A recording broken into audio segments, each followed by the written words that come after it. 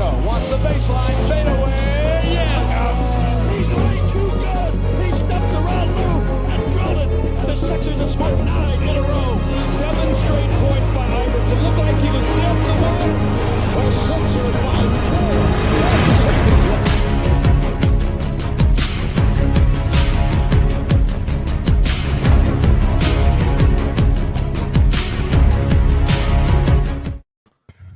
And welcome once again to the Sports Skillet Radio Show. We broadcast live every Sunday, and we want to thank you for taking time out of your schedule to join us. However you are finding us, whether it be on our social media channels or whether it be on the Heat Ratio social media channels, thanks so much for the Heat Ratio for hosting us as well. Check out the Heat Ratio. They do a live broadcast every Tuesday night now. So you want to check that out. Lots of fine shows on the Heat Ratio social media channels. So definitely check out the Heat Ratio. Thank you so much for them for hosting us as well. A reminder, you can check us out at sportsskilletradio.com for the sports news. Great articles by Mike Nebbia. Lots of things going on at sportsskilletradio.com, so you want to head over there as well. Heat Ratio and Sports Skillet, great marriage going on there. So check out all our social media channels. And again, once again, thank you for checking us out as well. And reminder, drop us comments during the show. We can see them. We will respond to them. Comments, predictions. We got the NFL playoffs that have begun. So if you have predictions for the NFL playoffs, please drop them in our comments section, and we will respond to them. Great show lined up for you. We are talking NFL playoffs. We got some other things as well. I am Jay, and I'm joined this week by Mike Nebbia, my brother Jeff, and as always, the coach, Shane McGowan. We are thrilled to have him on as well. Shane, can you let everybody know how they can find you on your social media channels? Yeah, you can reach me at mentaledgeperformance.ca or else mental_edge_performance. Gentlemen, let's get the elephant out of the room here with my damn Raiders losing last night. Absolutely, Shane. I mean, I got to give your Raiders credit because a lot of people didn't think they would make the playoffs with everything that they had going against them this year. They had to replace the coach. They had players getting suspended and thrown off the team. I mean, utter chaos for the Raiders this year. And yet the interim coach, Rich Bisaccia, managed to steady the boat along with his quarterback. They make the playoffs, and unfortunately, they are one and done. Talk about your Raiders, Shane. No, you nailed it all from the get-go. I mean, it has been a season they'll look back and make a damn movie out of this one because, like I said, the things that they went through and everything like that. And also, I mean, from last weekend's game to get into the playoffs, to go into another overtime. Like last weekend's overtime throughout the whole NFL was crazy. I mean, everybody was doing it and stuff. And actually to even have Pittsburgh shaking in their boots to think that they might be out, you know what I mean, was quite an experience too, you know what I mean, because you could have had the Chargers in there as well. So, like I said, phenomenal season for them in that way. But like I said, you know, what really I found the most disturbing part was, again, the officiating when we got to it. And I'm hoping it's not going to be a trend as we keep moving forward. The only nice part about this, it was the fact that those officials will not be participating anymore throughout the playoffs. They have been suspended because of their play, you know what I mean, and everything like that. So let's call what happened was, again, on the one play, Burrows is scrambling. He's running. He throws the ball. The whistle is blown. The whistle is blown. Everybody stops. Guess what? It's a free toss. Boy catches the football in the end zone, and they rule it a touchdown. Well, why was the whistle blown? Why? What happened? Instead of doing the right thing and just replaying the down, okay, and saying, listen, let's just replay it. Officials made a mistake. They go to New York. New York can't hear anything because that's just how it is. Those officials on the field who couldn't figure out anything in themselves, right, are still scratching their heads on this, just said, no, it's a touchdown. Wow. You know what I mean? Now what do we do? Well, we give them the touchdown. In the end, I look at it and saying, I lost by a touchdown. The Raiders lost by a touchdown. You know what I mean? So if we didn't have that one bloody touchdown, at least we could have gone into another overtime, which would have been even more exciting. And I love my overtime because Raiders always win in overtime, it seems like. So I mean, you and your overtimes coach. Hey, as long as we win, because I'll say this, I got the best kicker that there is in the NFL. All right. That guy's been, and you know, the other thing too is I'll say this, and I don't know if you guys have noticed, but the announcers for the game were so pro Joe Burrow because of Drew Brees, Mr. LSU, and everything like this, and all the Cincy fans. And I understand. Isn't Brees an LSU alum, though? Exactly. But you know what? As a commentator, you got to be a little unbiased of things. I mean, I think they're all going to Joe Burrow's steakhouse after this thing. I mean, it was just crazy. You know what I mean? And I'm just laughing because Crosby, who's clutch, okay, the guy hasn't missed for like 2 bloody years or something like this. They couldn't even give him the proper credit when it came to making the field goals that needed to keep them still in this game, you know. And I thought that's kind of in some ways showing exactly how much favoritism there is at certain things, you know what I mean, and stuff. So I wasn't impressed with a lot of that stuff when it came to the commentating, and definitely not with the officials. And I'm hoping that in this way, this game set an example as we move forward with the rest of the playoffs and stuff, and these refs be accountable. Because the last thing you want, and, you know, Jeff, you got your team playing today. You are hoping, especially going into a rowdy Cowboy stadium, that it does not get to that officials making these type of calls too that are going to be contradicting of what's happening out there and stuff like this, and possibly blow something. You know what I mean? So, like I said, I'm glad that they did what they did. I'm glad these officials are being reprimanded by the higher ups now and stuff like this as we move forward. Knowing the NFL probably will get to that point. Yeah, Jeff, any comments about the Raider game yesterday? Other than the fact that the officiating stinks around the NFL. I mean, we've known that in the regular season. It's the officiating hasn't been up to snuff since the 90s. It's unfortunate that, you know, these games are coming down to these type of calls, but wouldn't you really expect it? Really, I mean, it's really just a tough blight, really, on the NFL to have these officiating and have these calls, and even they can't even get it right when they go to New York anymore. So it's really it's really tough on these teams. And, you know, look, I mean, the Raiders did have an opportunity even beyond that to make a run and to get points even after that call was made. They didn't get it done. We know since Cincinnati coming into this game was going to be the favorite coming into this, and they were going to, likely advance in the playoffs. I mean, that's just the way it goes in the NFL. And, and like I said, the Raiders played as hard.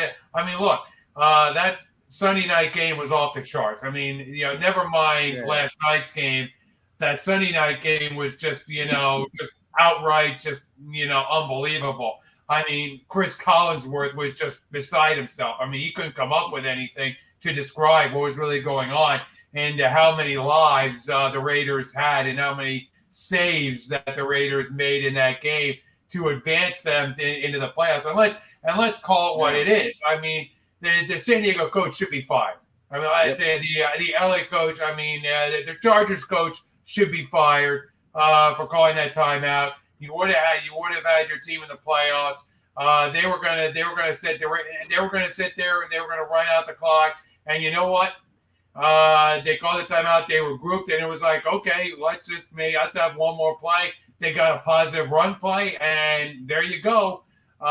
Kick a field goal, walk out of there, and eliminate the LA Chargers. So, I look at that and I say, how is that coach still coaching in the NFL, knowing the fact that he cost his team, a shot in the playoffs? That's the unfortunate part. The fact that maybe he didn't understand, what was going on. I don't know, but he should have understood the fact that hey, if they run out the clock, hey, we're in the playoffs, we're in business, guys. We got a shot here. and they calling that timeout, cost his team. So Raiders got in. Congratulations to them. They had about 9 lives in that game, and that was just one terrific game, kind of back and forth, but. And there were plays in that game where you looked at the officiating and you were like, geez, what the heck is going on here? So I just shake my head right now. The officiating right now in the NFL just outright stinks. I mean, there's no other way to say it. Yeah, Shane, I wanted to talk to you about that. That timeout that was taken with less than a minute remaining was kind of curious to me because it looked like the Raiders not taking that timeout. Yeah, I would have taken it early if I was thinking about getting the ball back or trying to mount a comeback or something like that. I would have taken it well before then. It seemed curious as far as when the Chargers took that timeout. You're absolutely correct. The way the game is played in that way was the fact if you're going for that win, you would have taken a timeout a lot sooner. All right. Yeah. Vegas waited and watched to see if that's what they were going to do. They didn't. So it's like, okay, no problem. We're going to do you a solid 2 and just run the ball, and that's it. And that's it. We both make it to the playoffs. Pittsburgh's sleeping, and they're not going to wake up and be happy. Right. But what he decided to do was say, you know what? I'm going to get greedy.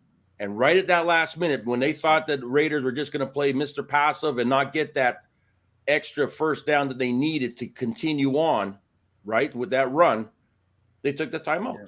And all of a sudden, Vegas is saying, okay, fine. You want to play that way? No problem. Yeah. And that's when they just put their heads down and ran it. And good for them in that way. Those players for the Chargers look at each other and say, we did our job. Coach, you screwed up. You screwed up. You screwed us in this one. And that's the end of it. And really, you can't blame Herbert. You can't blame anybody. That was a back and forth game. I give the Charger players more credit for how they played and grunted it out there. And actually them sitting on the sidelines going, Jesus, thank you, Raiders, for allowing us to also get to a playoff by just running the ball and being conservative like that. And then all of a sudden your coach takes a timeout. I'm surprised one of them didn't hit him in the back of the head with a helmet. You know what I mean? Because like I said, and the Chargers coach are probably better than half the teams that are in the AFC playoffs. That's the thing. That's the gutty thing about this is the fact that, here's a team that's sitting out of the playoffs, and they're probably better than half the teams that are in the AFC right now that are playing. So, I mean, come on. What? The Chargers aren't better than the stinking Patriots who played last night? I mean, we're going to get to that game eventually, but come on. Yeah. I mean, really. That's the unfortunate part here is that this coach should be fired. I will say that 100 times that, when you have a team right now that can compete for, I don't know, an AFC championship and you're out there and you got a gift a Christmas gift that's being given to you by the opposing team that's saying, okay, look, we'll take the tie. We'll take it. Yep. We'll both get in and we'll both try and make our run in the playoffs. And screw Pittsburgh in the process. What the heck? I mean, hey, Pittsburgh. What did Pittsburgh deserve in all this? So, just go out there and let's go out there and make the playoffs. Yeah. Exactly. Yeah. It was a gift. It was a gift, and the fact that both teams fought even in overtime. And this is what you were getting down to and saying whoever had the ball last. You know what I mean? You're running it, blah blah blah. No problem. You know what I mean? But to be that cheap of a coach and sneaky like that, to me, that is not a good look. And you know what? Yeah. This goes on his resume where everybody looks at him and stuff like that. And the rest of the players look at it and go, you know what? Yeah, you can think about next year and all that, and we'll be ready, blah, blah. No, you look at this year and thinking, damn, we could have been in our Super Bowl in our own home. You don't know, right? You really don't know when you get to the playoffs. Yep. And to put a bow on the Raiders, Shane, what do you think about the future for Rich Bisaccia? You think he should be given the opportunity to coach the team again next year? He was given the interim tag, but do you think he should come back next year, or do you think they should join that NFL coaching carousel and go out and interview some other head coaching candidates? Well, I mean, by league rules, they have to put it out there anyways. All right, so. By league rules, you have to put it out as coaching availability, blah, blah, blah. It's then going to come down to exactly what direction they want to go and everything like this. And you know what? You got to ask that head coach too and saying, do you want this? I mean, he may not want this. He may realize that maybe his style might be just being that specialty, assistant head coach and things like this too. Maybe he's not ready to get himself in that deep. And I know he's been around for centuries, no question about that. And I give him a lot of credit. The players love him too and everything like this. But he also has seen the carousel of coaches go around and around. You know what I mean? Yeah. So he may look at something differently too. But I know that the Raiders are going to have to put it out there. It's up to them on what they want to do if say someone comes available that they're interested in. And I don't know if that's the case right now, because like I said, they do have a chemistry amongst his last tail end you saw happening. The Raiders did play well. They did a lot of things considering everything that happened.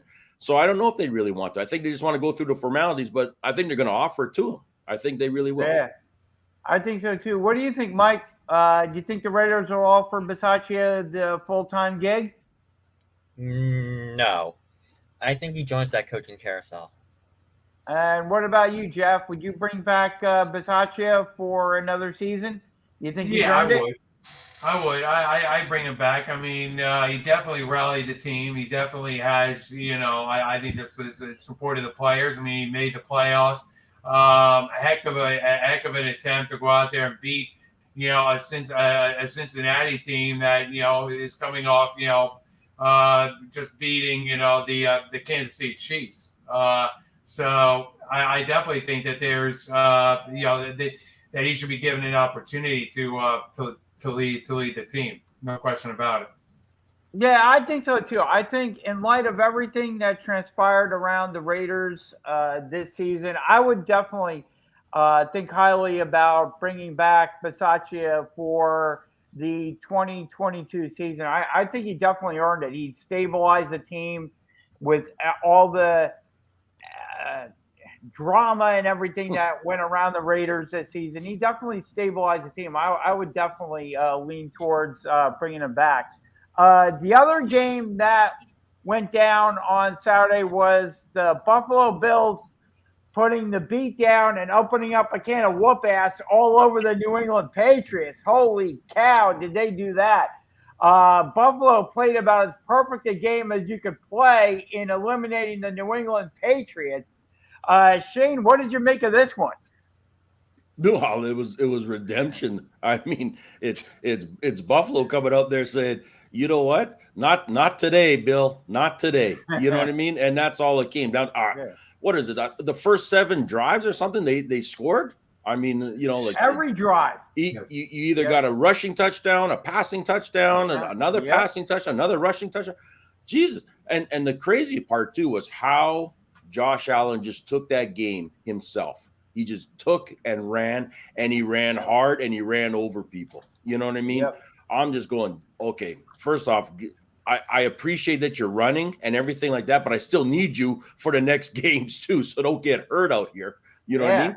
But he had no fear at all. He took this game, and I think he took it with a chip on his shoulder, because that monkey on your back, you need to get it off. You need to lead your team, and that's what he did. And again, too, is for quarterbacks in that way, that's their way of getting the rest of that team to say, listen, follow my lead, because I'm going to take you here. We are going to win this. And that defense played solid. I mean, Jesus, I felt sorry for that quarterback there for Patriots, man. He was getting rodeo tied up. I mean, it was not pretty. It was not pretty at all. And when you can't move the ball, especially with the offensive mind of a Josh McDaniel and everybody like this, it's pretty devastating in that way too. Yeah, what did you think of this one, Mike? It was an absolute bludgeoning. When you can't move the ball, if you're the New England Patriots, there must be something wrong with you. Against a team like the Buffalo Bills, of all teams, you go into their home stadium and you get bludgeoned like that. I think you're in for a serious rebuild. Yeah, what did you think, Jeff? I think it's Buffalo. They're a very good team. I think they're finding they're finding what they had, last season, and they going through the playoffs. Josh Allen is definitely a very confident quarterback at this point. with what he has, and that defense, like Shane said, is just playing tremendously well. I mean, they were just all over New England, not giving them a chance. And look, I mean, New England got a field goal at the end of the first half. Not that it mattered, because it was just at that point it was crazy time. I mean, it was just one touchdown after another. I mean, that's just, and you don't see that. And the thing is, you don't see that against a Belichick defense. You really don't. But Buffalo. I mean, this can happen obviously when you're playing a division opponent for the third time. There was no wind obviously in this game to affect Buffalo as far as trying to pass the football and try to execute their game plan. So I thought they did a tremendous job, and kudos to them, and we'll see what happens in the next couple of games to see if this is not just the fact that they were playing a New England team that's kind of young and kind of inexperienced at the quarterback position. But it's a learning experience, I'll tell you that. I mean, that New England quarterback is going to learn. He'll learn, and he'll get better from this, and it'll be something that he'll be able to take. Believe it or not, you take things more away from a loss than you do from winning. So I think at this point, he'll look back and he'll say, okay, this is what I learned in this game, and there's nothing wrong with getting some playoff experience. So at this point, you take it, you kind of put it in your back pocket, and you move on to next year if you're New England. And just to go off of that too, you're right. There's nothing wrong with the loss. You're learning from it and everything like that. But I also look at the Bills side and saying they didn't take their foot off the gas either at halftime. You know what I mean? And that's another big thing for Buffalo, because a lot of times teams like that in Buffalo, has in the past let up. They've let up, and all of a sudden somebody's gone back into the game. So they're learning themselves and saying, we got to keep this mentality as we keep moving forward. Jeff, do you think this does anything towards Bill Belichick's legacy? Do you think? No. This does absolutely nothing. Absolutely nothing. I mean, he's he's still right there. I mean, he has what? This is just step one, right, on the plan. Making the playoffs this year was an accomplishment, I think, for New England. Nobody expected New England to really be where they were. And heck, this season they competed for the top seed, at one point. So, look, I mean, I think, that this is, like I said, this is part of the growing process, if you will, of a team. And New England will be right back at it next year. We'll see what happens. To me, it's going to be a fascinating race now coming out next year, with New England getting a little better, and certainly with the Bills and so forth. So I think it's going to be interesting. Mike, do you think they can improve with Mac Jones as their quarterback next year? I think they can. They just need a few more weapons around Mac Jones to help him improve. They surprised everyone this year, got an AFC wildcard, but they just had the unfortunate luck of going up against the Buffalo Bills. Yeah. Now, Shane, do you think this will be the Bills division going forward? Or do you think New England can rebound next year? I think the Bills will keep this for a little bit, but I do think that they're going to be getting nippets of the New England Patriots biting at their ankles, you know what I mean, and saying, hey, we're still here. Don't forget about us. You know what I mean? And that's just Belichick's way. Look at what the team he's got. He's got no-name people, all right? He's got no-name guys that are out there and making it to a playoff. There's no Stephon Diggs. There's no Cole Beasley. There's no Tyler Knox. Look, you got a Hunter Henry. That's it. You know what I mean? For like I said, you know what I mean? Like it makes a big difference. It makes a huge difference in some ways. And I think that you're right when it comes to if they can get a couple of extra guys out there that can play offensively and defensively in some way to help this team develop and grow, they're going to still be in the race. You know what I mean? In that division. And that's it. And I don't think Buffalo can look back and just say, yeah, we own this now. I don't think they can do that at all. I think they have to still stay just as sharp because look at every year the NFL changes. Every year teams get better and better and know your players and know what they need to do to beat you. So like I said, that's Belichick's job, and he's going to find the people to do that. Yep, I completely agree. I think, this is step one for Bill Belichick. He's figuring out the team without Tom Brady there. Last year was kind of a COVID year. This year was kind of step one in kind of rebuilding without Tom Brady. So I think they'll be more competitive next year. But turning the page towards Sunday's games, we've got some interesting games on the ledger. Let's start out with this one. The Philadelphia Eagles going down to Tampa Bay to take on the Super Bowl champion Buccaneers starting at 1 p.m. We learned that there's going to be no Leonard Fournette in this one. Jeff, what do you think about this game? Eagles at Buccaneers. Well, I think it comes down to whether or not the Eagle defense can rattle Tom Brady. I mean, if the Eagle defense can get after Tom Brady, and if the Eagles can be successful running the football, look, you don't have a lot of margin for error when you're playing against Tom Brady. So, look, Jalen Hurts isn't the most accurate passer in the world. We know that. So, what Tampa Bay is going to try and do is force the Eagles to pass the football, make Jalen Hurts, that one-dimensional, stop the run of the Eagles, and force Jalen Hurts to make the passes that, he needs to make. If he can make those passes, if he can get it done, congratulations to him. It's going to be an interesting thing because, the whole key really is to defeating Tom Brady is really, as we've seen this year, is really getting in there. I mean, you got to take a lot of cues from the Saints and how they executed their game plan against them twice. And what did they do? Well, they got after him. I mean, that's what they did. So that's got to be the mentality of the Eagle defense, and they've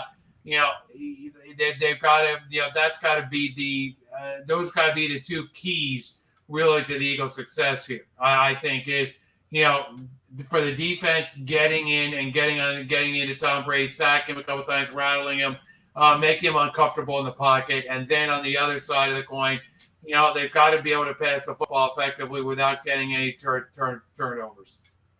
Yep. What do you think about this game, Mike? You gotta get to Tom Brady early and often if you're the Philadelphia Eagles. If you can't pressure Tom Brady, he's gonna walk all over you with the weapons that he has. As you mentioned, no Leonard Fournette. He still has Gronk. He still has guys like Godwin and Evans. He's going to walk all over the Eagles if they can't get to him. Yeah. What do you think about the key to this game, Shane? Well, there's two factors in this one. If you're looking at the Eagles, your job is to, you're right, put that pressure on Tom and everything like this. But again, too, is on the offensive side. Jalen Hurts, I think, is going to have to probably be a lot more mobile in some ways. Yeah. You know what I mean? He's got to be smart about it. The accuracy is not there. So that means you might be playing a little bit more to your tight end of Goddard. And I think you got to establish that run. You got to get Miles Sanders involved fast, and you got to get him moving and keep that defense off, and keep them on their toes a little bit in that way.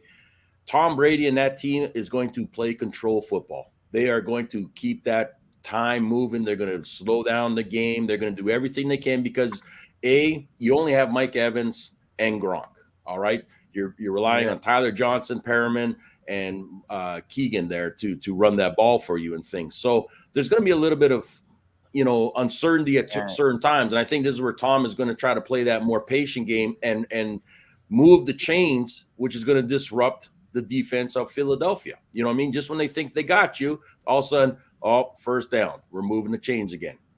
I expect probably a few more extra field goals. You know what I mean? It is a strong wind down in Tampa right now, too. You know what I mean? So there is a bit of a wind issue right now, they're saying, and things like that, too. So that could play a factor depending on which side you're going and everything. It does swirl down there if you've ever been there. So, I mean, it does swirl quite a bit. That's not going to play well for Jalen. And that's another thing. That's why I'm saying that run game needs to be established fast, and they need to get that going. So, hey, you got all your running backs healthy, for Pete's sakes. You could put Howard in, you could put Brian Scott, you can put Miles Sanders. You can do a lot of things out there to keep it fresh, and I think that's what they need to do to just keep pounding that ball in that way. There's nothing wrong with that. You know what I mean? And then the little short dumps to Goddard and guys like this too, Quaz.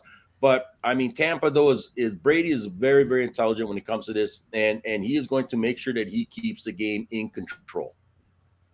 Yeah, I tend to agree with pretty much what everybody says in this one. I do think that the Eagles are a run-first team. They're the best run offense in the NFL statistically this year. It'll be important for the Eagles to establish the run, for the Eagles to stick with it. The Buccaneers are getting some defensive players back, which are going to be key in this one, I think. But, even if you're getting 2-3 yards, stick with the running game. Don't try. It'll be important for the Eagles head coach and offensive coordinator to stick with the running game. Don't abandon it. Don't try and reinvent the wheel. Don't try to outsmart yourself and say, they're expecting us to run the ball, so we're going to come out throwing it. No, just you're a run-first team. Your offense is built on the run. Like Shane said, the Eagles have their full complement of running backs healthy and available to them. They said there were no restrictions on Miles Sanders as far as his broken hand is concerned. That was key. That kept him out the past couple of games. He had a broken hand, but according to all reports from the Eagles, his hand is not going to be a factor. So we'll see how that goes. I know the Buccaneers are going to try and test it out, see how his ball security is. But keep running the ball. Even if you're, like I say, even if you're getting 2-3 yards a clip, keep sticking with it, because that's where the Eagles' bread and butter is the running game. And like you guys said as well, putting pressure on Brady, getting him slightly off his mark, even if you don't sack him, because Brady does get rid of the ball quickly. But even if you just tap him on the shoulder pad or knee pad or sneaker, cleat or whatever, just saying that, hey, we're getting to you. We're going to eventually get to you. Just kind of get him nervous, get him kind of moving around in the pocket just a little bit, affecting the throws, just making him off his mark just a little bit. I think that will be key in the game. And I know the Eagles don't get a lot of sacks statistically. They're one of the worst teams in terms of getting sacks in the NFL, but just getting pressure on him will be key, and getting him off his mark. Because a lot of his offensive personnel, we know the Antonio Brown, he's gone. A bunch of other players are injured. So, stopping Gronk is going to be an issue for him. Gronk is still a very good tight end in terms of catching the ball, but, just affecting the play calling in that way and trying getting Brady to go to a different receiver, that'll be key. Want to let everybody know, feel free to drop your comments in and we will respond to them. Feel free to comment on the NFL games that have transpired, what your team is thinking about, what you want your team to do. We will get to them. Next game up, Jeff, is your 49ers going to AT&T Stadium in Arlington, Texas to take on those Dallas Cowboys. 4:30 this afternoon. Jeff, what do you think about your Niners? Can they defeat the Dallas Cowboys? Well, of course they can defeat the Dallas Cowboys. The question is, what happens with Jimmy G? I mean, how many turnovers does this guy throw?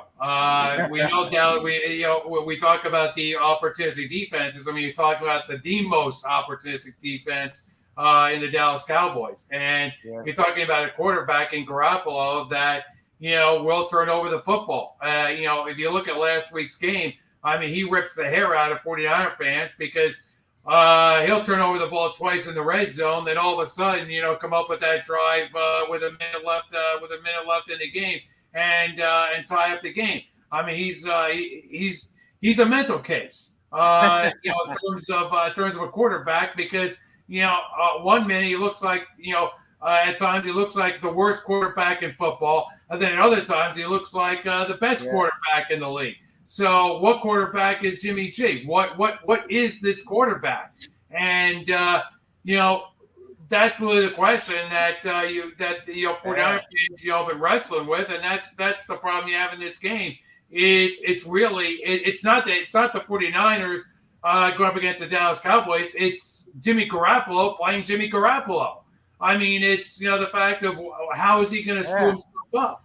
I mean, how is this guy going to put himself in a hole and then try and dig himself out of it?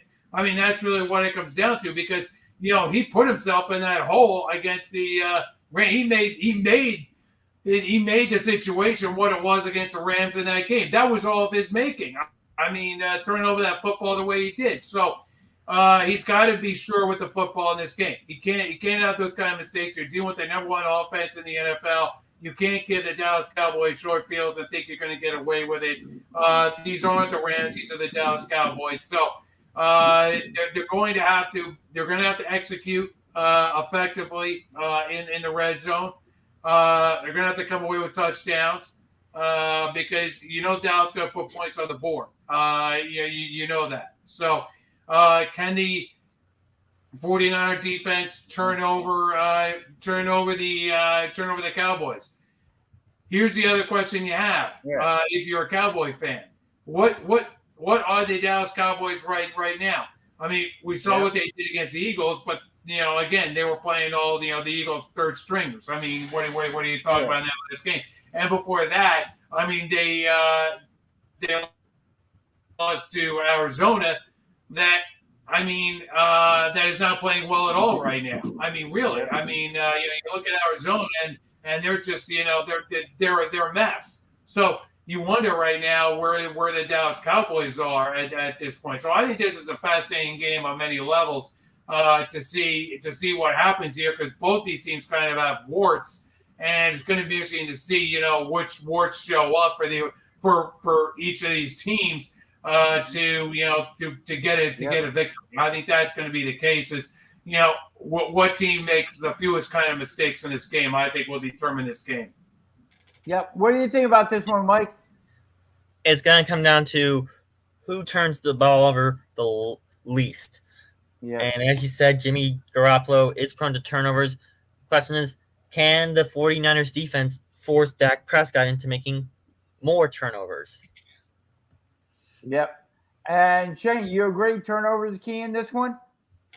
Oh, there's no question about that. The other thing too is, I'll say this, is that the 49ers, Jimmy G, if he didn't get the help that he did by especially, and I'll go on a limb and saying Jennings last week was probably the main guy that helped him in so many ways to get that ball moving. Great game by Jennings and Ayuk, but Jennings I think was a key guy in this one because of everything that was going down that kept them still moving. So these guys bailed out Jimmy G. All right, let's get that straight. With Debo does what Debo always does, and you can rely on him, and you're going to need him big time today. There's no question about that. But it's those other two that were needed. If the run game gets stalled a little bit, you go to Jennings, you go to Ayuk, and then you can mix and match a little bit.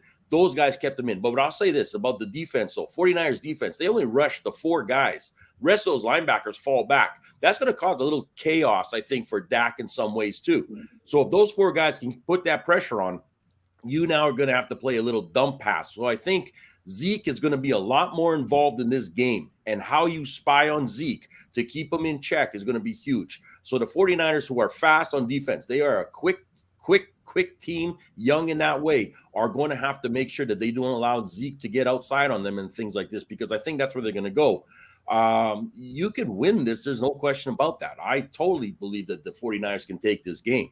It's only favored by 3, and that's just because you're playing in Dallas. All right. We all know that. It's a field goal. And if it comes down to a field goal, you ain't taking the Cowboys guy. All right. That kicker cannot kick anything. Exactly. All right. We know that. So, I mean, this is almost what you're hoping for, is like, hey, no problem. We'll get to a field goal. Let us do our thing. No problem. You know what I mean? But I think if Shanahan's a smart guy, I think he learned a lot in that Rams game and saying, listen, we went to overtime. We came back to win in overtime. We made our sloppy mistakes. Our guys played up to a higher level. Let's just keep it the way it is. But our defense has to play tough. And I think you're going to rely on your defense this weekend too. Yeah, I think so.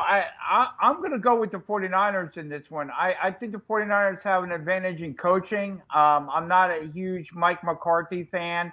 I think he can do something during the course of the game that'll have people kind of scratching their heads, like, why are you taking a time out here, or why are you doing this, or why are you doing that? I think there's going to be at some point during the game, people are going to be scratching their heads over a decision that Mike McCarthy makes that's going to cost the Cowboys the game.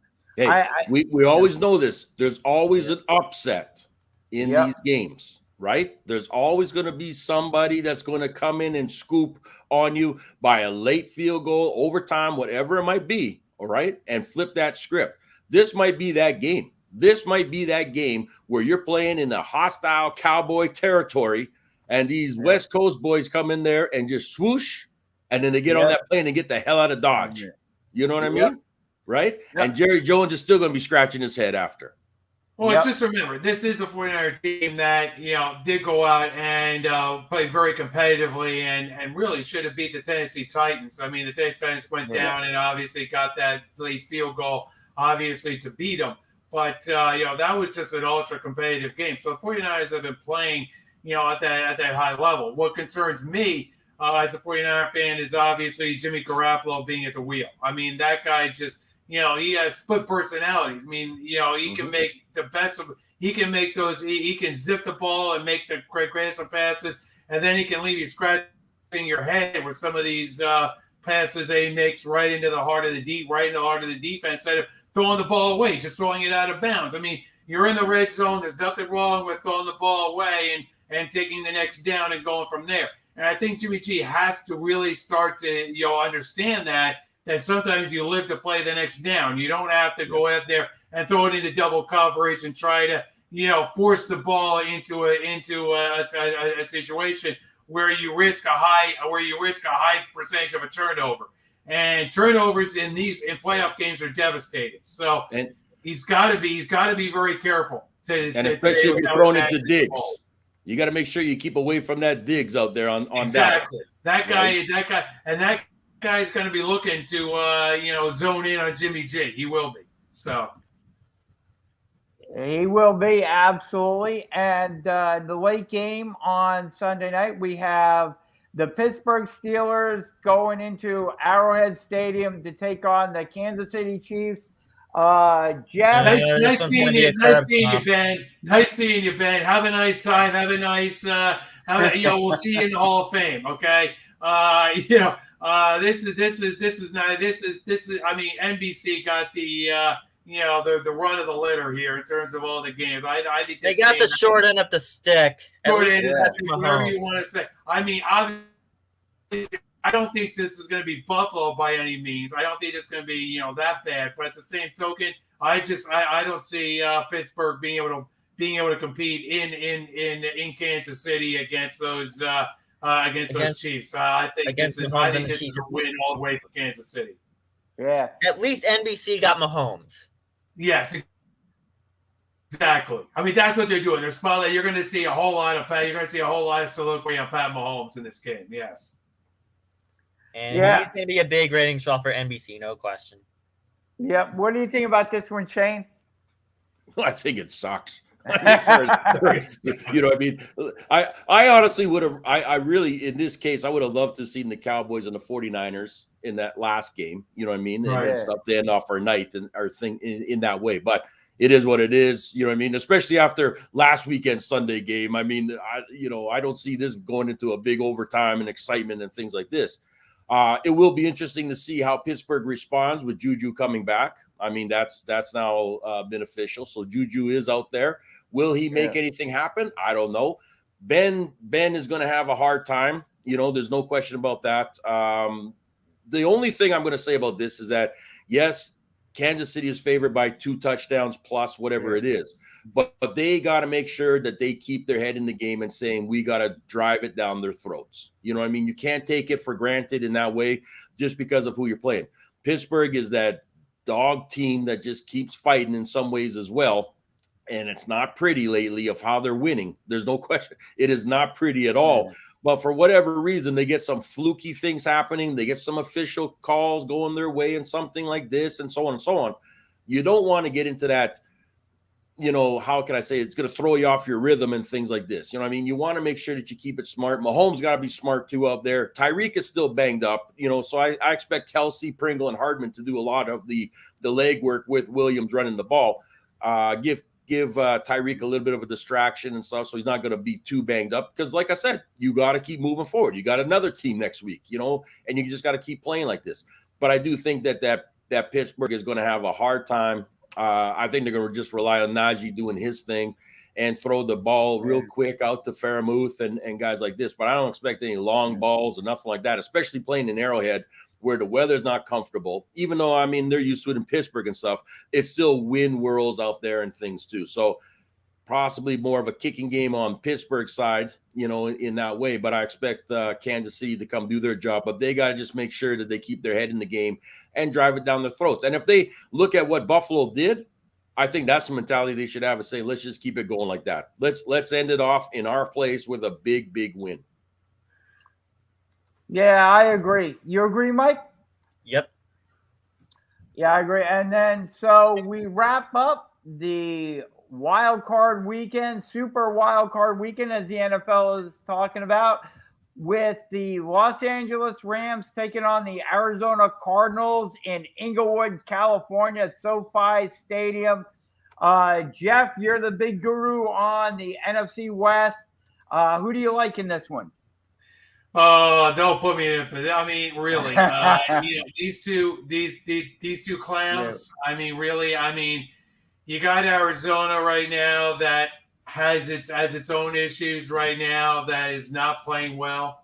And then you got on the other side of the ball, you got a quarterback right now that is simply for LA, that is simply not not comfortable right now in the pocket, not going throwing the ball. If you can collapse that pocket around him, so I want to say that Stafford's going to come up with something in this game. That he's going to come up and make a play or two. But to really pick this game. I just happen to believe that either one of these teams that wins. You just kind of wonder. I'll take Arizona for the heck of it, because I just don't think right now that the Rams are playing well at all. They don't have that continuity right now, and their defense is just getting run over at times. They don't look. That defense does not look comfortable at all right now for LA. So right now, just because look, I think you're taking the lesser. Both these teams right now are coming in here wounded. So I just look at it and I say, okay. What team do I think has, the better shot? I'll take Arizona. What the heck? Yep. Who do you like in this one, Mike? I'm taking the LA Rams in this one. Gotcha. And Shane, what do you think about this game on Monday night?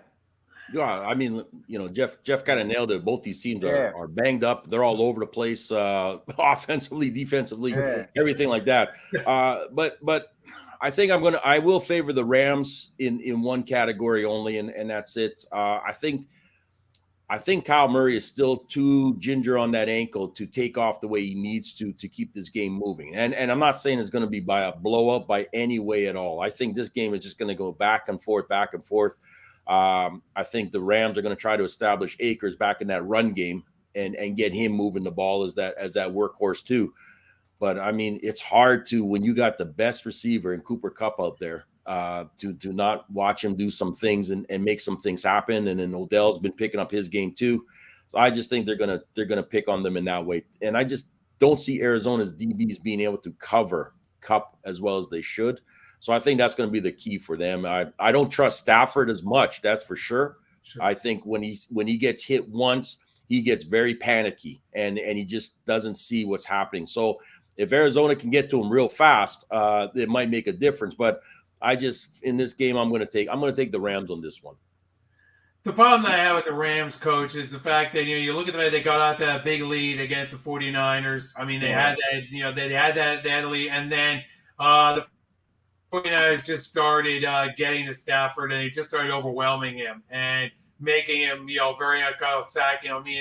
And once that started to happen, the whole game plan sort of caved in on the Rams. And so it's going to be, like I said, it's going to be an interesting kind of contest because on the other side, like you said, you got Kyler Murray on that ankle. So, like I said, either one of these teams is possible coming out of here with a win, but I don't see either one of these teams advancing very far into these playoffs. I really don't.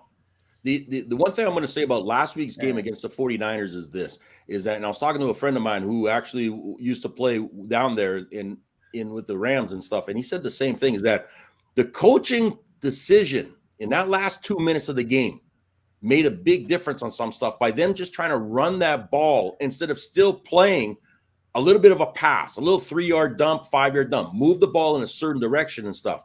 McVay has a problem with that. He thinks he was high-fiving everything, thinking we got this. You're right. We're still at that 2 minutes.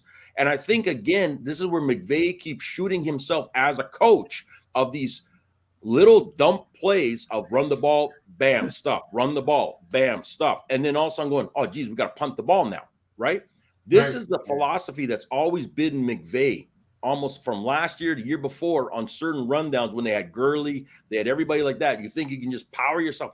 You don't have a Derrick Henry that can carry 5 guys. You know what I mean? And this is what I'm saying is if McVay changes that a little bit, the 49ers could have still kept that ball moving, the clock ticking, things like this too. You know what I mean? So I blame a little bit on McVay's play calling at certain key times.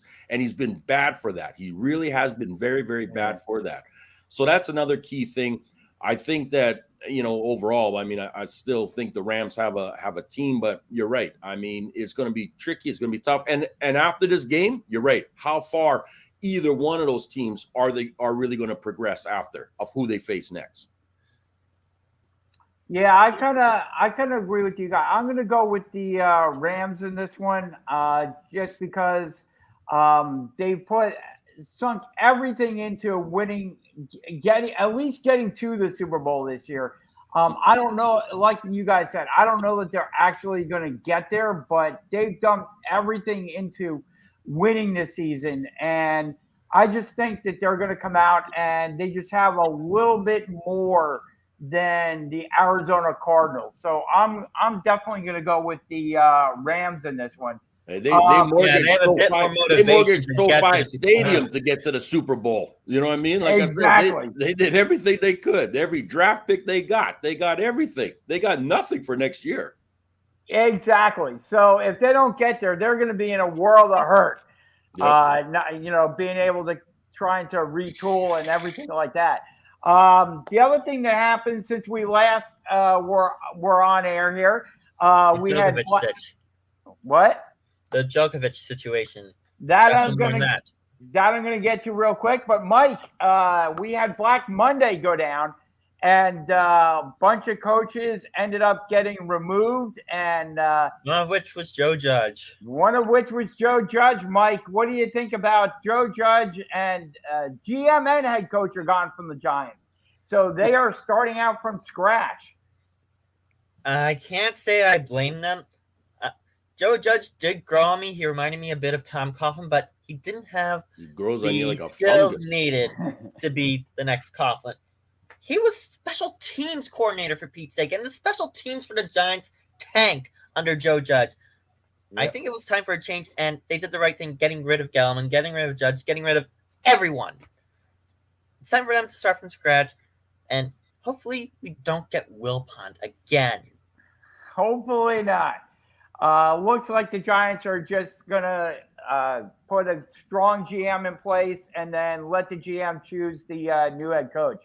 But that coach is Brian Flores. That would be good. I wouldn't mind seeing Brian Flores on the Giants. He's going to the Texans. Yeah.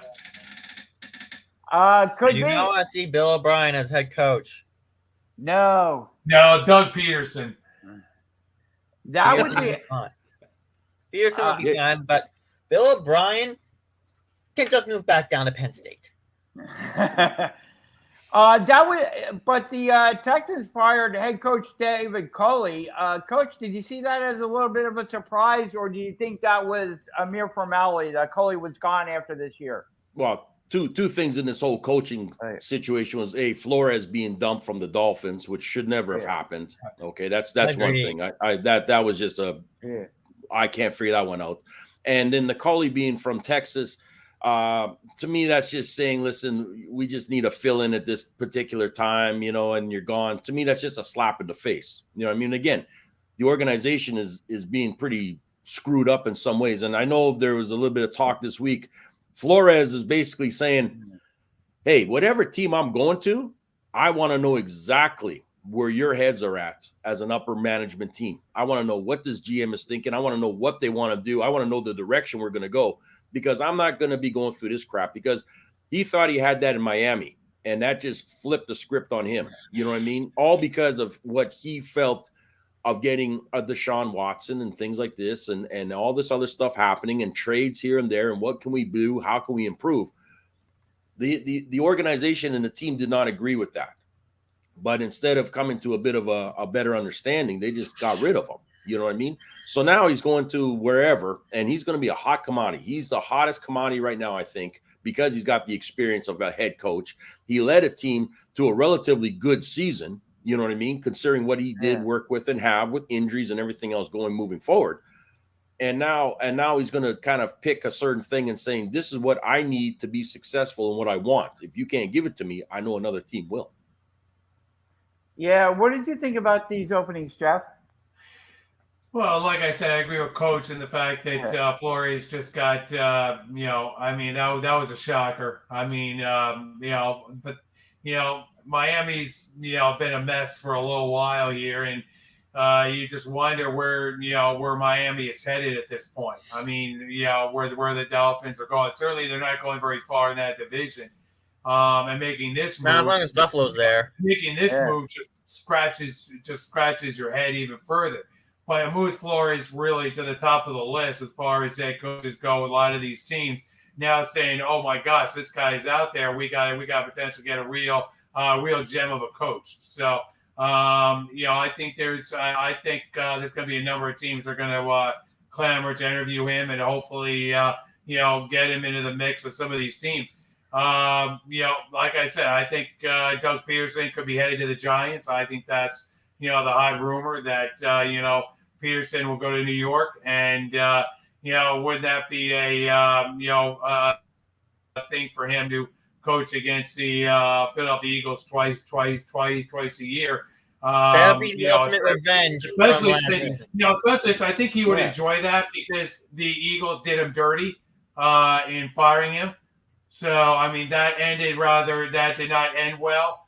And, I definitely think that he would like to get some revenge there. But, again, he would have some work to do. I mean, there's a lot of mess that he has to clean up in New York if he goes there. So this is not going to be an easy fix for Doug Peterson. This is going to be a 3 to 5 year fix. So it's going to get interesting. Yeah, I agree with Mike. It's a fix where the Giants do not have a lot of cap space. Gettleman spent a lot of money signing especially defensive players, but signing players to big money contracts last offseason. So you're looking at the Giants without a lot of cap space. I don't know if you agree with me, Mike, but I believe that they have a question at the quarterback position. I don't believe, I don't believe that that's a settled position. So, and you look at the draft, the Giants do have a bunch of picks in the first round this year, but it's not a good quarterback draft, so they could build up the team in other areas. But, you're not winning without a competent quarterback, at the helm. Daniel Jones doesn't seem to be the answer right now. No. So, again, maybe he's a backup once we get a good, solid starter in place. But this is something that not even I could do in Madden, and that would be rebuild the Giants. Yeah. It's something where you have to put a good. And I don't even have the latest edition of Madden. You should get it, Mike. No problem. I don't have a next-gen console. There you go. I'm stuck on PlayStation 3, so that means I'm stuck on Madden NFL 25th anniversary edition. Gotcha. So, but and I'm trying to rebuild the Giants in that game. Yeah. Good luck with that. I mean, good luck with but this is a situation where, the Giants have to put a good GM and head coaching combination together, one that has a lot of synergy, and there just has to be a lot of patience with the Giants and their fans that this is going to take a little while because 76ers all over again. Maybe it may, if you have a good GM and head coaching combination, sometimes you can kind of excel things, but you have to get that quarterback, and that quarterback does not appear to be on the market this year or in the draft this year. So it may take another season or two before you get that quarterback in there. So there's going to be a lot of patience that people are going to have. Coach, I'll go to you with this one. What, if any of these openings, which one appeals to you to be the best opening? If any of them appeal to you to be a good opening?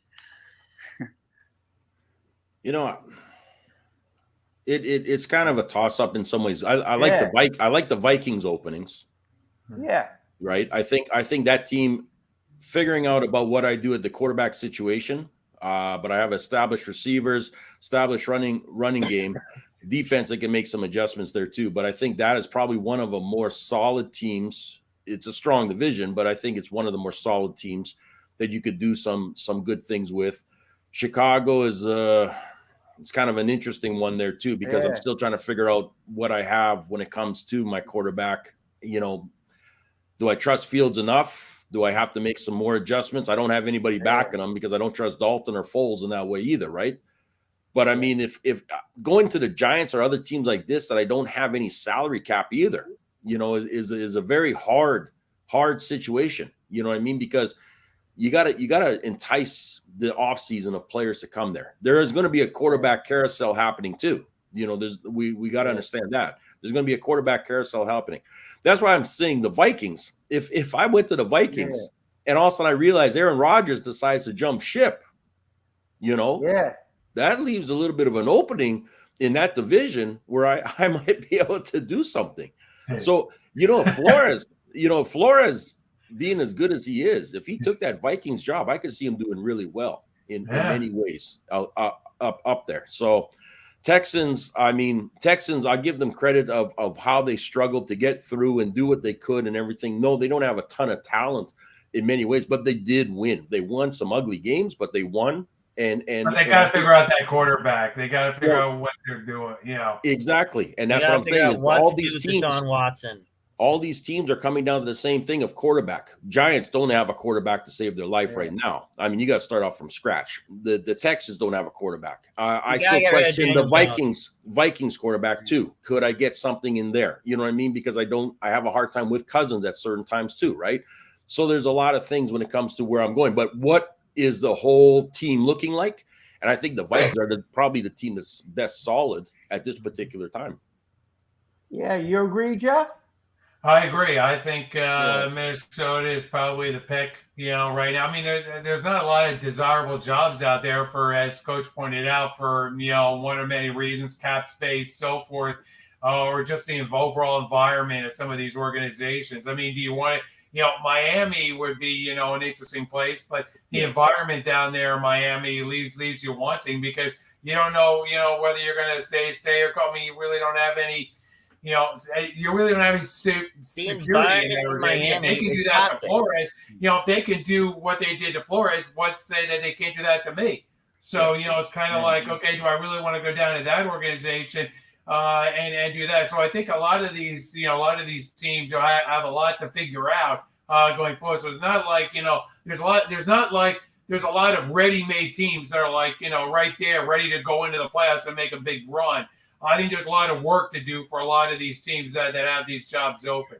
So when these coaches come in this year, they're going to have work to do for a year or two or so forth that they're going to have to work on. This isn't going to be a one-off season and done. And okay, we're back to being a playoff team or so forth. There's more going on here than than what a lot of these coaches may want or expect to get as far as these organizations go. Yeah, what do you think about these openings, Mike? Overall, they're not the most enticing. I can tell you that one right now. The most enticing out of all of these might either be the Vikings or probably Miami, but I don't like the culture down there in Miami. Yeah. So I might have to X that off. Yeah. Texans, they got to figure out what to do. I'd still take my Raiders job. I'd take a Raiders job. Yeah, well, Texans, yeah, it's a Raiders job open. I mean, but, I would keep the coach. So I would too. But here's a quick one that I'm going to throw out there. What about the Vikings? But what about Jim Harbaugh? Ooh. Harbaugh? That would be interesting for him to go from Michigan to Minnesota. That would be an interesting career move for Harbaugh. That's just across Lake Michigan. Yeah, just because exactly. Exactly. Right. Not a big move, not uprooting too much or things like that. And it's right in your backyard in so many ways, and in the Big Ten. He's established himself. He's looking at a team that's pretty much still intact in many ways. It's not like he's got to rebuild a whole heck of a lot. Right. And if Flores does go to the Texans or something like this, and Aaron Rodgers leaves Green Bay, heck, he has a shot in that division. So exactly. So that's something that was brought up earlier this week, and I thought that's kind of interesting, especially because he's not looking for more money, as it's been stated, from Michigan. He's looking to say, can I get myself a ring to compete against my brother, and which team can get me there too? That happens to be enticing and opening, so I don't know. And that looks to be either Minnesota or the Raiders. But I think he would probably just jump over Lake Michigan to get to Minnesota. Yeah, and one of the things I think, Jeff, I think you'll agree with me, is that if Harbaugh is going to make a move back to the NFL, he's going to want control. That was one of the things that. I mean, we saw what happened with Trent Baalke. We saw what happened with him with Trent Baalke. I mean, so we know that if he goes back, he's going to want some level. But a lot of these coaches are going to want some level of surety of what's going on. So I think that's true of a lot of these guys that are roaming out there that's sort of swinging around the pool right now in the coaching carousel. Is they're all going to want some measure. But Harbaugh, I think Harbaugh, if he does jump from college to the pros, he's going to want some level of control. So we're going to have to see what happens. Yep, and we want to thank Andre T. Johnson for dropping in. He says the Eagles are going to win today. I hope so. 31-22? Dude, that's optimistic, Coach. No. That's a true fan. I think Tampa wins it right there. Yeah, that's a true fan. I think Tampa wins it only to get beaten up by the LA Rams. But I mean, just to put a bow on that for an openings. I mean, you look at some of the openings, like the Denver Broncos. A lot of people say that they've got the team, they've got a lot of talent there. But the one thing about the Denver Broncos is they are up for sale. They're going to be sold, and if I'm laying out $1 billion, which is probably what it's going to sell for. If I'm laying out if I'm laying out billions of dollars to buy the Denver Broncos, it may not be 2022, it may be 2023 or 2024. But if I'm spending that kind of money, I'm going to want my guys to come in there, right? If I'm the owner, I'm gonna lay low maybe for a year, a season or two. But really soon, I'm going to want to bring my crew in there. And that would kind of, to me, lean towards a little instability there. Like, I got the team maybe minus the quarterback. But, even if I get the quarterback, if I don't put up wins, and you're looking at that division with the Raiders and the Kansas City Chiefs and the overall conference in there now with the Bills and the Titans and everything, if I don't put up playoff wins, if I don't get to a playoff and put up some playoff wins, as good as I am, I might be out of a job just because the new ownership wants to bring in their people. So that might not be the most desirable of jobs. I mean, it's just crazy. So those new owners might be a guy like Peyton Manning and John Elway. Could be. You never know. They might be, under the surface putting bids in there. You never know. Some of these guys. There's big rumors that Peyton is willing to put up quite a bit. So, you're looking at like probably about 3-4 owners in some ways, but that's still going to be. I wonder how that's working out for the Miami Marlins in Major League Baseball. Yeah, not so good. Yep. Baseball's not working out. No, and here's the thing I was going to get to. Baseball had some preliminary meetings this past week just to put out, an offer to the owners put out an offer to the Players Association, Players Union, but, they're mulling that over. They're going to respond back, but Jeff, it's getting closer, and Jeff and Mike, it's getting closer and closer. You know what? Just let me know. Just let me know when they come to an agreement. Don't talk about baseball until they come to an agreement. It's now move This on. Is NHL 04-05 all over again. I've been saying this. We spent too much time on baseball. Started. Yeah. Cut. All right. So Jeff, let's go to tennis. Yes. Novak. And I call him Novak Djokovic. If you get my point, Novak. If you get it, Novak Djokovic, obviously. He's not going to play in the Australian Open. They threw him out of the country. Good for them. No preferential. He's not going to be playing in the Australian Open until at least 2025. Congratulations. Congratulations to the government for doing the right thing here and not allowing him to play in the Australian Open. And because again, look, even the other players came out, and they said, hey, look, get vaccinated. That's really the thing.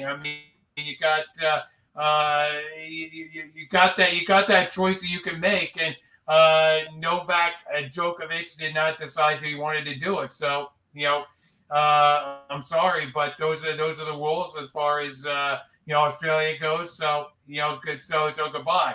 It's unfortunate that it got, this much media attention and so forth, because it shouldn't have gotten to this point to begin with. But, the right move was made by the government, and the fact that, because this would have been a circus had they elected to let him play. It just would have been an absolute circus at every one of his matches. So. And now he's going to be hoping for an upset of both Federer and Nadal. Yeah. What did you think about this story, Shane? I think it was a headache, is what I think. Yeah. But look at the government. Without a question of a doubt, the government had no choice but to do what they did. You're not going to bring somebody in, even with an exemption or whatever. There's a lot of different things that he wrote on his forms that didn't make sense, etc., and stuff like that.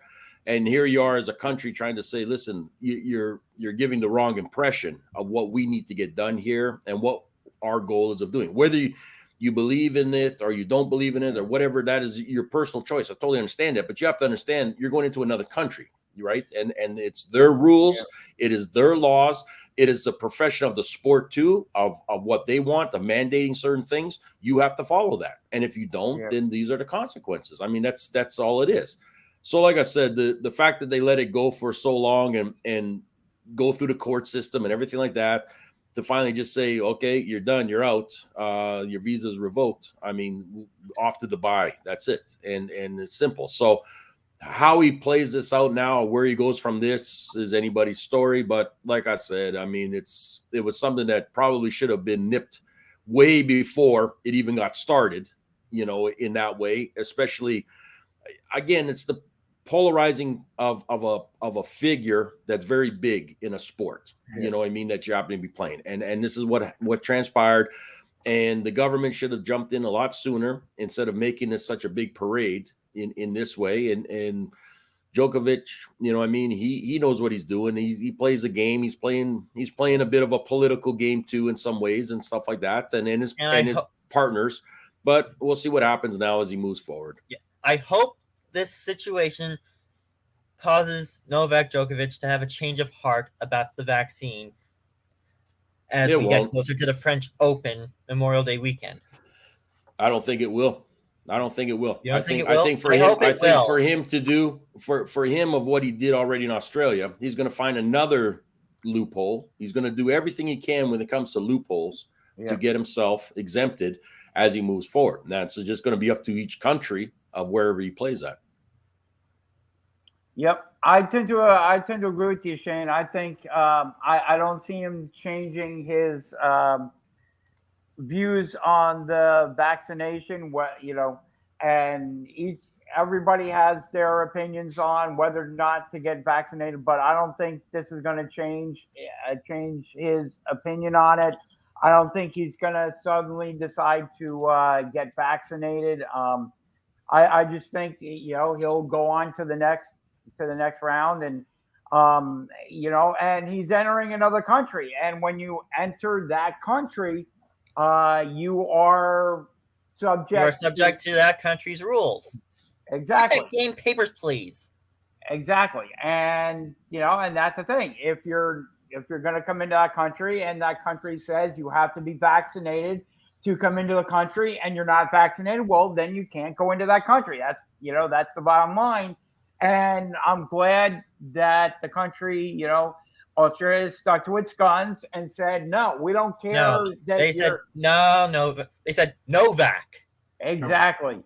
And they stuck to it. We don't care how popular you are. We don't care, if you're one major away from breaking the record. Yep. Exactly. You're out. See you in 2025. Exactly. And but I'm please, glad Novak, get your pricks. It's not that hard. Just get your pricks, your 2 pricks, and you can play again. Yep. You got 4 months now.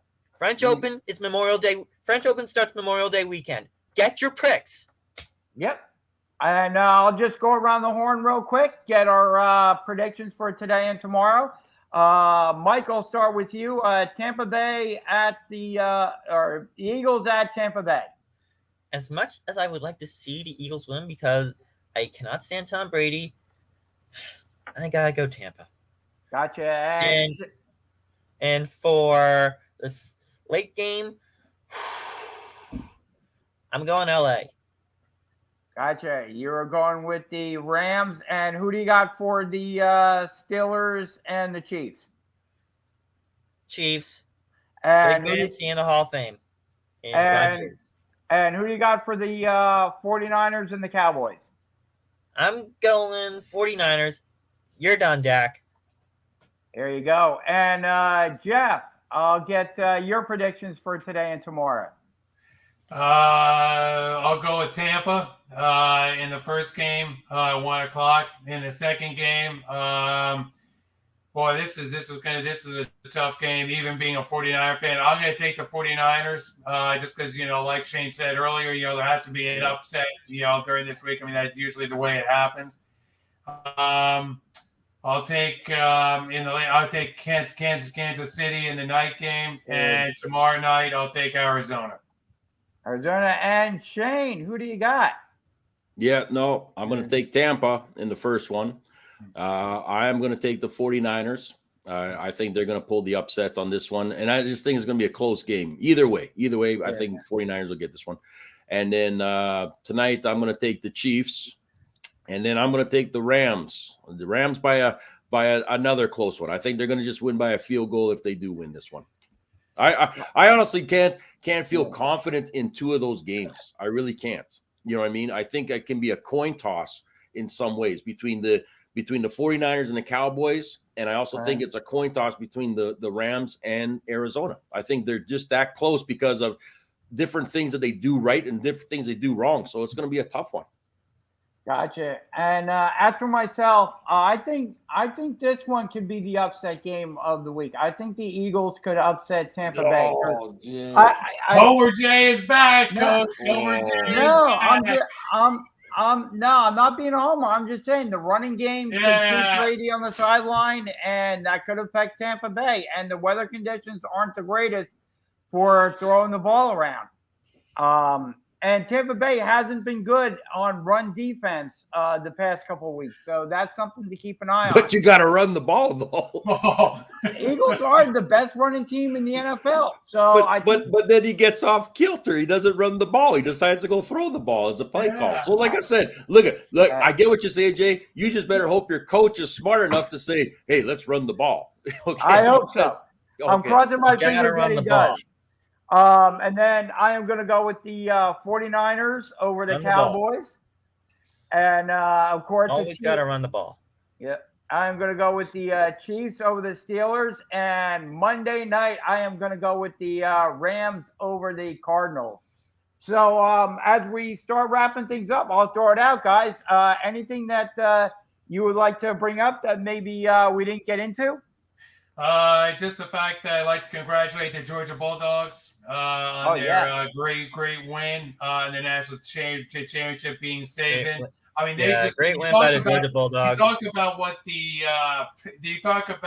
what Buffalo did. I mean, Georgia just ran over Alabama that fourth quarter. I mean, they just took that quarterback right out of his game. And look, I mean, that turnover kind of spurred, I think, the Georgia quarterback in his head to try to say, I'm not going to let this happen. He said it after the game. I'm not going to lose this game. I'm not going to let that be the cause of why we lost this game. So, he said that afterward. And, look, I give that quarterback a ton of credit for what he did. I mean, this was a walk-on, walk-on guy who just came onto the team and for his alma mater and came out there and won a national championship for his team. So, congratulations to the Georgia Bulldogs. And,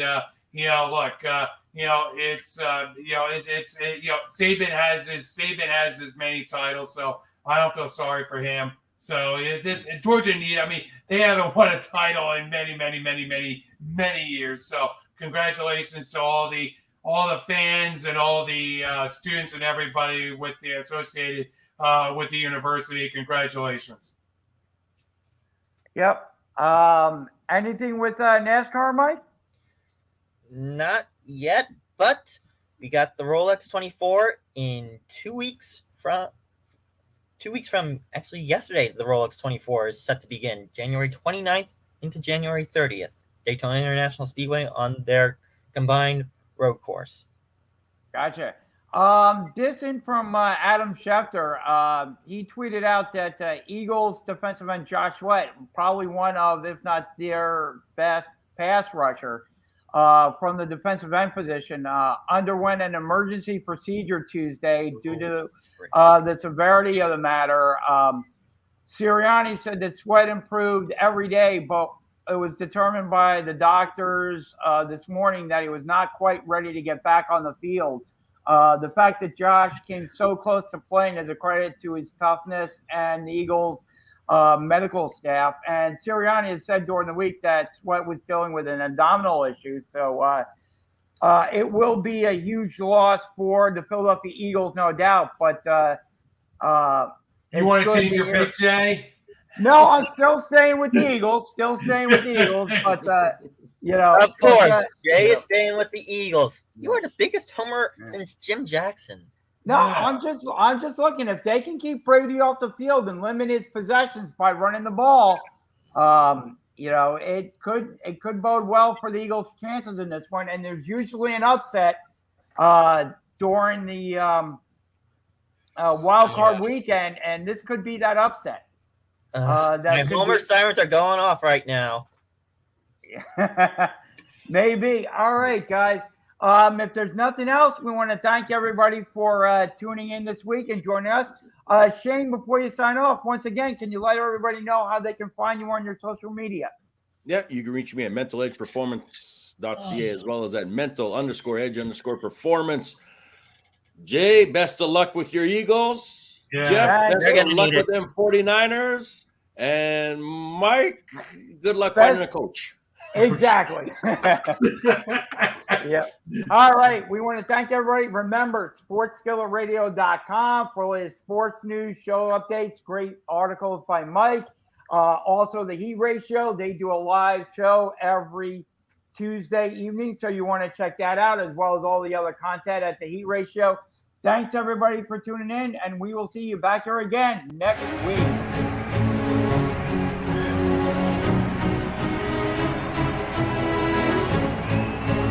Two, with the bases loaded and one out.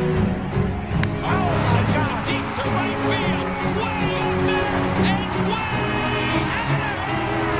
Second deck walk-off home run. Grand slam, Ray's homer.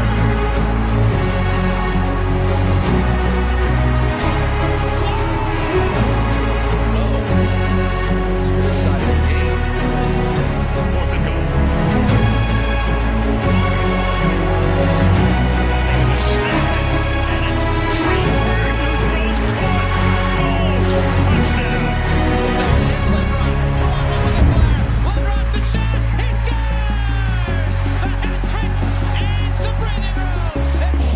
Here's Iverson, through the defender, stays right where Allen wants to go.